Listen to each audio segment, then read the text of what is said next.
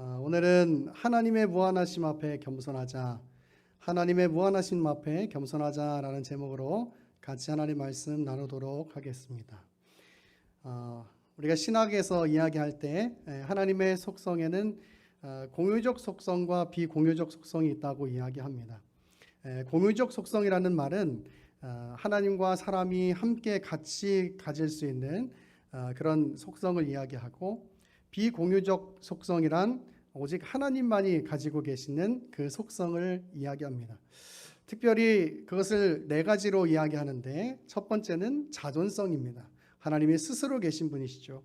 또 유일성입니다. 하나님 한 분이시고, 불변성, 하나님이 변하시지 않고, 그리고 마지막으로 무한성입니다. 무한성. 무한성이라는 말은 하나님이 본질적으로 무한하시다라고 하는 이야기입니다. 지혜라는 것을 이야기를 들면, 지혜는 인간이나 하나님이 다 가지고 있는 속성입니다. 그런데 인간의 지혜는 한계가 있지만 하나님의 지혜는 한계가 없습니다. 그래서 하나님이 무한하시다라고 이야기하는 것입니다. 중요한 사실은 우리가 지식적으로 이 하나님의 무한하심에 대해서 사실 모르는 사람은 아무도 없을 것이라고 생각합니다. 그런데 그것을 인정하면서 사는 것, 그것을 온전히 붙들면서 사는 것은 참 쉽지 않은 일이라고 생각이 들어요. 우리가 살아가면서 내가 이해되지 않는 상황이나 내가 이해되지 않는 어떤 지식들 관해서 이야기할 때, 또 그런 상황에 직면하게 될 때 분명히 우리는 하나님의 계획의 무한하심을, 지혜의 무한하심을 인정하고, 또 하나님이 나를 인도하고 계시다는 사실을 기억하고 있으면서도 그래도 우리의 마음에 하나님이 마치 내 삶을 인도해 가지 않는 것 같은 그런 마음을 가지게 되는 것, 그것이 어떻게 보면 참 우리가 아는 만큼 사라지지 않는 문제인 것 같습니다. 여러분, 우리가 하나님의 무한하심에 대해서 모르는 사람이 누가 있겠어요? 그런데 정말 내 삶에 내가 다 내 삶에 대한 어떤 의미들을 알지 못하는데, 그런데 그 순간이 답답하다고, 그 순간이 힘들다고 하나님을 원망한다면, 그것은 어떻게 보면 나를 그 깊은 의미에서 이끌어 가시는 하나님의 그 무한하심에 대해서 인정하지 못하는 우리의 모습이라고 이야기할 수 있을 것입니다. 그만큼 우리가 하나님 아는 것만큼, 또 말씀을 아는 것만큼 살아낸다는 것이 참 쉬운 일은 아닌 것 같아요. 그렇지만 그럼에도 불구하고 우리는 하나님의 무한성에 대해서 믿고 있고, 그리고 그 하나님의 무한성이 내 삶 안에 스며 있다는 사실을 우리는 믿습니다. 그렇게 살지는 못한다 하더라도, 완벽하게 살아내지는 못한다고 할지라도, 그래도 하나님의 무한하신 지혜와 하나님의 무한하신 사랑이 오늘 저와 여러분의 삶 가운데 있음을 여러분 다시 한번 확신하게 되는 오늘 이 시간 될 수 있기를 간절히 축원합니다. 그런 가운데 하나님을 깊이 만난 사람들의 모습, 바로 우리가 이 무한성을 인정하는 것이죠. 즉 하나님을 깊이 만난 사람들의 모습 가운데는 뭐가 있냐면, 바로 우리의 이성을 내려놓는 그 변화가 있어요. 우리의 이성을 내려놓는 그 변화. 여러분, 창세기 1장 1절 한번 외워볼까요? 시작. 태초에 하나님이 천지를 창조하시니라. 창세기 1장 1절, 태초에 하나님이 천지를 창조하시니라. 여러분, 이거 믿는다는 것, 우리의 이성을 내려놓지 않으면 사실 쉽지 않은 일입니다. 하나님께서 이 온 우주 만물을 그의 말씀으로 창조하셨다는 것, 여러분, 이것을 우리의 이성을 내려놓지 않으면 여러분, 이건 믿어지지가 않는 이야기예요. 제가 저번 설교에도 말씀드렸지만 우리 인간들이 가지는 그 죄성이요, 똑같이 경험을 하지 않고 보지 않았어요. 어떤 우리 나라의 역사라든지, 제가 지난번에 단군 할아버지 이야기했죠. 그런 이야기들, 또 우리가 보지 않고 경험하지 않았어요. 그런데 희한한 것은 우리는 그것은 믿지만, 너무나 자연스럽게 믿지만 하나님의 말씀은 믿어지지가 않았던, 지금 여기 계신 분들은 그렇지 않지만 않았던 그런 모습들이 있었던 거죠. 왜 그럴까? 바로 그것이 인간이 가지는 죄성 때문이에요. 그런데 하나님을 만나면 그 인간의 죄성이 조금씩 변화되면서 세상적인 이성이 성령으로 충만한 이성으로 변화되는 것이에요. 그래서 우리는 이제 하나님을 믿었기 때문에 창세기 1장 1절에 태초에 하나님이 천지를 창조하시니라 라고 하는 그 말씀을 아주 조금도 의심하지 않는 거예요. 왜? 하나님을 만나고 변화되었기 때문이에요. 하나님을 만나고 변화되었기 때문에 의심하지 않습니다. 하나님이 말씀으로 이 세상을 창조했다라고 하는. 여러분, 신학을 막 연구하는 사람들이 이제 막 르네상스 운동이 일어나고 막 어떤 인본주의, 인간 중심적인 사상들 이런 것들이 생겨나면서 막 우리가 너무 이렇게 성경 중심으로 생각을 하는 것이 조금 답답하지 않느냐라고 하면서 성경을 과학으로 해석해 보려고 하는 노력들을 하기 시작했어요. 거기서부터 시작했던 것이 뭐냐면 바로 자유주의 신학이에요. 자유주의 신학. 하나님을 내 이성으로 이해하는 데까지 내려오도록 만드는 것. 여러분, 그러나 사실 그것은 잘못된 일인 것이죠. 우리가 우리의 이성으로 다 이해할 수 있다면 여러분, 그게 하나님이겠습니까? 그렇죠? 어떤 과학적 방법들을 하나님께서 사용하실 수 있을지는 모르겠으나 적어도 창조에 관해서는 하나님께서 말씀으로 창조했다는 사실을 믿어야 하는 것이죠. 그걸 이 인간의 이성으로 이해하겠다고 과학적인 어떤 조합들을 맞춰가고 퍼즐들을 맞춰가려고 하다 보니까 이상한 이론들이 생겨나기 시작하는 거예요. 여러분, 그냥 때로는 우리가 다 이해할 수 없어도 하나님의 말씀을 하나님의 말씀대로 이해하는 것이 매우 중요한 것이죠. 하나님 만난 사람들은 이거에 대해서 전혀 의심하지 않아요. 하나님 만난 사람들, 하나님 만나고 변화된 사람들은 이 사실에 대해서 전혀 의심하지 않는다 그 말이에요. 왜냐하면 하나님 만나고 나서 우리의 세속적인 인성이 성령의 충만한 인성으로 변화되었기 때문이에요. 여러분, 바라기는 우리가 이 땅 살면서 세상의 유혹에 우리의 이성이 넘어갈 수 있고 세상의 가치에 우리의 이성이 넘어갈 수 있지만, 그러나 여러분의 사고가 예배할 때마다 또 말씀을 들을 때마다 성령으로 충만한 이성 될 수 있기를 간절히 소망합니다. 그러면 우리가 하나님을 만나면 우리의 이성이 완전히 변화되느냐? 사실 그렇지는 않죠. 여전히 우리 안에 죄성이 남아있으니까 이 땅 살면서 하나님을 인정하다가도 때로는 답답해하기도 하고 때로는 고민도 하고 하는 거예요. 늘 하나님의 무한하심을 인정하는 마음과 또 내 안에 이 답답한 마음을 해결하려고 하는 그 싸움이 늘 있는 거죠. 그런 가운데서 믿음의 사람들이 결국 어떤 싸움을 하는 거냐면 늘 하나님의 무한하심을 인정하는 싸움을 하는 거예요. 내 삶 가운데 이해되지 않는 일들이 있어도 하나님께서 분명히 내 삶 가운데 그분의 선하신 계획을 지금 이루어가고 계실 것이다. 왜? 그것은 성경이 약속하신 거니까.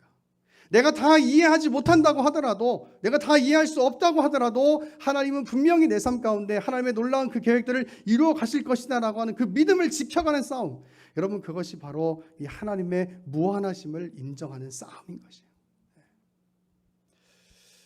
삶을 살다가 보면은 어려움도 만나고 고난도 만나게 될 텐데, 그럴 때 여러분 이 믿음의 싸움을 하시고 이 믿음의 싸움에서 승리하셔야 합니다.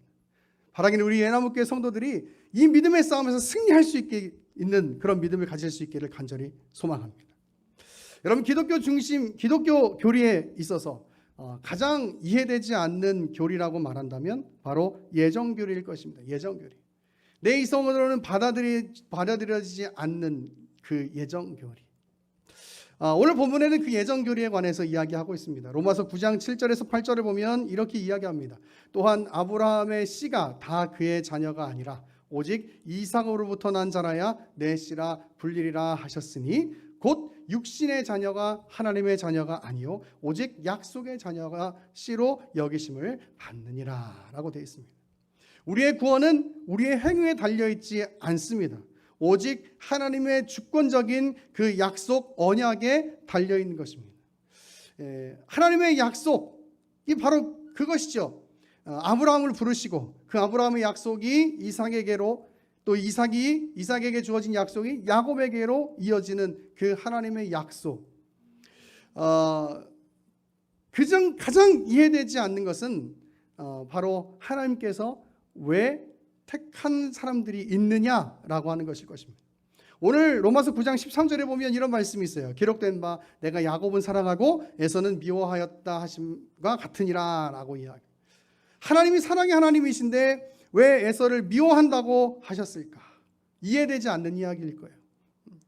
내 이성으로 이해되지 않는 이야기. 사실 제가 조금 더 이 부분을 깊이 설명드린다면 여러분들이 충분히 이해하실 수 있을 텐데 오늘은 그 부분에 대해서 설명하려고 말씀을 준비한 게 아니니까 여기 이 13절에 나오는 이 미워하다라고 하는 말은요, 감정적인 것이 아니고 선택과 유기의 측면에서 이해되어야 하는 문제예요. 그렇다 하더라도 왜 하나님께서 유기하는 사람들이 있느냐, 하나님이 잘못된 것이 아니냐라고 생각하는 사람들이 있다, 그 말이죠. 그래서 14절에 이렇게 이야기합니다. 그런즉 우리가 무슨 말을 하리요? 하나님께 불의가 있느냐? 그럴 수 없느니라. 여러분, 우리가 가지는 전제는 하나님에게는 불의가 없다는 것입니다. 하나님에게는 실수가 없다는 것입니다. 그런데 우리는 항상 이렇게 생각합니다. 내가 이해할 수 없으니까 하나님이 잘못되었다고 말이죠. 여러분, 거기서부터 전제가 틀린 거예요. 우리가 적어도 하나님의 계획을 인정하고 또 성경 말씀을 인정한다면 내가 이해하지 못하는 부분에 대한 부분을 인정을 해야지 하나님이 잘못됐다고 이야기하면 안 되는 거예요. 그런데 여러분, 우리가 하나님의 말씀에 대해서는 그렇게 이야기하기가 쉽지만 이렇게 하나님의 무한하심에 대해서 인정하기가 쉽지만 내 삶 가운데 들어가면 그게 너무 어려운 일이 돼버려요. 그죠? 하나님이 꼭 내 삶을 인도해 주지 않는 것 같은 느낌이 들어서 말이에요. 고난이 있을 때, 어려움이 있을 때. 우리의 믿음의 시작점, 그 전제가 무엇이어야 되느냐? 바로 하나님께서 실수하지 않는다는 것. 하나님께서 나를 그분의 계획으로 이끌어 가고 계시다는 것. 여러분, 여기서부터 우리의 마음이 출발해야 되는데 자꾸 우리는 어디서부터 출발하고 있냐면 내가 이해하는 것, 내가 받아들일 수 있는 것. 여러분, 여기서부터 자꾸 출발하는 거예요. 그러니까 문제가 생기는 거예요, 여러분. 그러니까 신앙에 문제가 생기는 거예요. 그러니까 믿음이 자랄 수가 없는 거예요, 여러분. 내가 중심이 되어 있기 때문에 믿음이 자랄 수가 없는 거예요. 하나님의 말씀, 또 하나님의 이끄심, 이것이 중심이 돼야 되는데 내가 중심이 되니까 신앙이 자랄 수가 없고 또 다른 쪽으로 빠지게 되고 흘러가게 되는 거예요. 여러분, 그 뒤에 이어지는 모세와 바로의 이야기도 그렇잖아요. 왜 하나님께서 불쌍히 여길 자들 불쌍히 여기느냐? 다 불쌍히 여기시면 좋을 텐데 그것이 내 이성으로는 받아들여지지 않는다라고 이야기하는 거예요. 왜? 사랑의 하나님이라고 했으면서 세상 사람들이 여러분 이야기하는 게 그거 아닙니까? 왜 너네만 구원이 있다고 얘기하냐 이거죠. 왜 너네 기독교만 구원이 있다라고 이야기하냐 이거죠. 그게 합리적이지 않다 이거죠. 이성적이지 않다 이거예요. 그래서 인정할 수 없다 이거죠, 기독교 신앙을. 우리는 그렇게 생각해 본 적이 한 번도 없어요. 왜? 우리의 이성이 하나님의 그 성령을 통해서 거듭나게 됐으니까. 여러분, 우리 항상 이 생각을 해야 합니다. 내 생각이 더 큰가? 하나님의 생각이 더 크신가? 하는 것을 늘 질문해요. 내가 생각할 수 있는 그 범위가 더 큰가? 하나님의 그 무한하심이 더 큰가? 항상 질문해야 하는 거예요. 그리고 내가 이해되지 않는 상황이라고 할지라도, 내가 받아들여지지 않는 상황이라고 할지라도 나보다 더 크신 하나님을 인정하고 늘 하나님을 바라보며 늘 하나님의 말씀 중심으로 살아가는 것, 여러분, 그것이 바로 믿음의 사람들이 가지는 삶의 모습인 것입니다. 여러분, 하나님을 인정하실 수 있는 믿음 가질 수 있기를 바랍니다. 내 이성보다 더 크신 하나님을 바라볼 수 있는 믿음을 가질 수 있기를 간절히 소망합니다. 여러분, 물론 무작정 막 무작정 다 받아들이라고 이야기하는 것은 아니에요. 여러분 분명히 분별력을 가지고 영적 분별력을 가지고 이 말씀을 받아들여야 되는 것이죠. 왜냐하면 여러분 요즘에 이단들이 얼마나 많습니까? 적 그리스도들이 얼마나 많아요. 말씀을 이상하게 해석하는 사람들이 얼마나 많습니까? 여러분 이상한 건 이상하다라고 이야기해야 되는 것이죠. 그러나 제가 이야기하는 것은 이런 것이죠. 내가 이해되지 않는다고 해서 하나님을 부정하는, 하나님의 속성을 부정하면 여러분 거기서 실패가 일어난다 그 말이에요. 거기서 우리의 삶에 실패가 일어나게 돼 있어요. 여러분 우리의 이성이 앞서고 우리의 마음이 하나님보다 앞설 때 그때 우리는 죄의 결과를 경험할 수밖에 없는 거예요. 여러분 다 같이 창세기 3장으로 한번 가보겠습니다. 창세기 3장 1절부터 한번 같이 보겠습니다.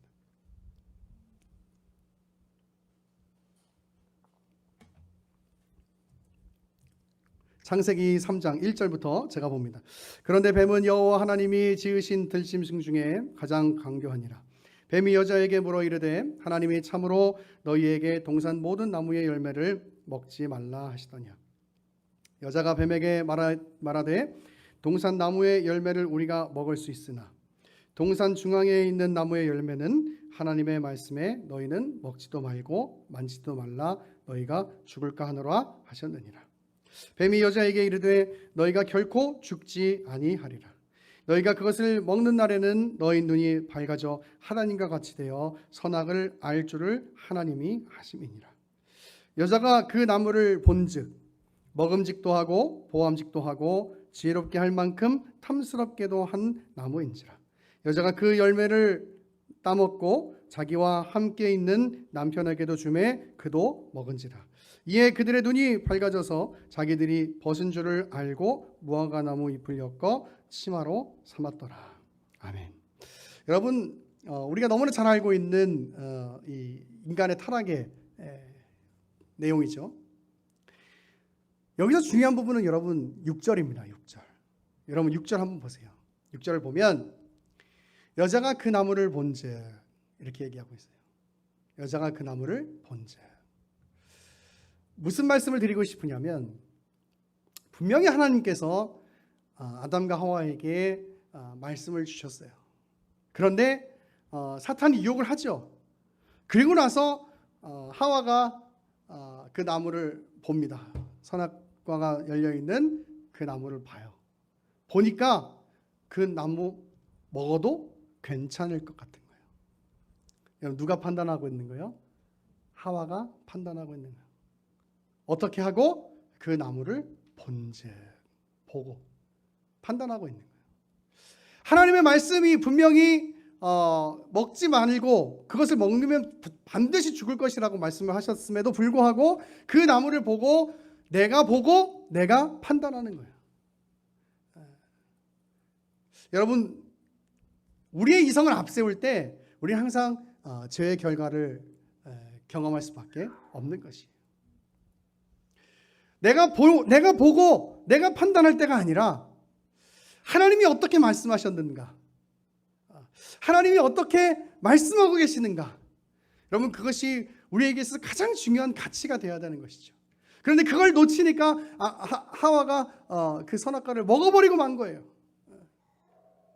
여러분 우리는 하나님을 대할 때도 또 하나님의 말씀을 대할 때도 항상 우리의 이성을 앞세우는 것이 너무나 습관화되어 있습니다. 그러나 여러분 우리의 이 믿음의 성장을 위해서 믿음의 싸움은 어디서부터 시작해야 되냐면 우리의 이성을 내려놓고 과연 하나님께서 뭐라고 말씀하시는가를 고민하고 그 하나님의 말씀의 기준으로 모든 상황들을 볼 수 있는 그 믿음의 눈을 가지는 것, 여러분 그것이 매우 중요한 일이에요. 이 땅을 살아가면서 더욱 그런 것 같습니다. 여러분 시대가 점점 혼돈스럽고 무질서해져 가는 것 같습니다. 정말 참된 가치가 무엇인지 잃어버려져 가고 있는 이 시대 가운데서 우리가 정말 어떤 상황을 바라보고 어떤 환경을 바라볼 때 그냥 내가 생각하고 내가 판단하는 것으로 바라보는 것이 아니라 과연 하나님께서 뭐라고 말씀하셨는가, 과연 하나님 말씀의 기준은 어떤 것일까를 고민하는 것, 그것이 매우 중요한 것 같습니다. 바라기는 우리 예나무교회 성도들이 그런 하나님의 가치로, 하나님의 기준으로 판단할 수 있는 믿음의 실력이 쌓아질 수 있기를 간절히 소망합니다. 여러분, 그런 실력이 쌓아지지 않으면 죄의 결과를 겪을 수밖에 없어요. 그것이 바로 성경의 이야기예요, 여러분. 내가 판단하고. 여러분, 야곱의 이야기가 뭡니까? 결국 내 힘으로 살아보겠다 이거 아닙니까? 내 힘으로 살아보겠다. 그래서 형이 가지는 그 장자의 명분도 빼앗아 보기도 하고, 내 힘으로 살아보겠다는 거 아닙니까? 하나님의 이끄심, 하나님의 인도하심을 바라보지 않고 내 힘으로 살려고 하다 보니까 여러 가지 어려움들을 겪게 되는 거예요. 여러분, 하나님의 말씀의 기준으로 살 수 있는 믿음을 가지셔야 합니다. 특히 지금 시대는 그 믿음이 더욱 요구되고 있는 시대입니다. 하나님께서 뭐라고 말씀하고 계시는가? 그걸 고민하는 것, 내가 이성으로 생각하는 것보다 그것을 고민하는 것이 더 중요하다, 그 말입니다. 여러분, 그런 가운데 우리가 하나님의 그 무한하심 앞에 겸손해야 하는 것이에요.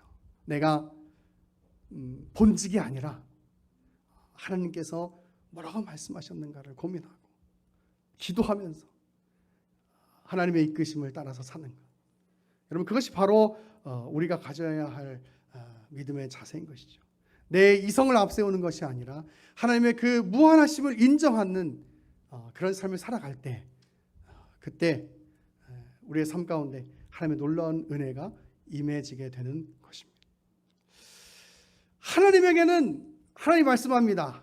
성경을 통해서 하나님에게는 절대 실수가 없고 불의가 없습니다. 우리가 하나님의 말씀을 붙들고 하나님의 말씀의 기준으로 살아갈 때 그 실수하지 않으시는 하나님의 놀라우신 역사하심이 여러분의 삶 가운데 주어질 줄로 믿습니다. 우리의 마음을 내려놓고 우리의 이성을 내려놓고 하나님의 말씀에 그냥 그렇게 순종하고 또 그 하나님을 바라볼 수 있는 믿음으로 하루하루 살아감으로 내 생각보다 더 크신 하나님의 생각으로 말미암는 주어지는 은혜가 여러분의 삶 가운데 충만할 수 있기를 간절히 축원합니다.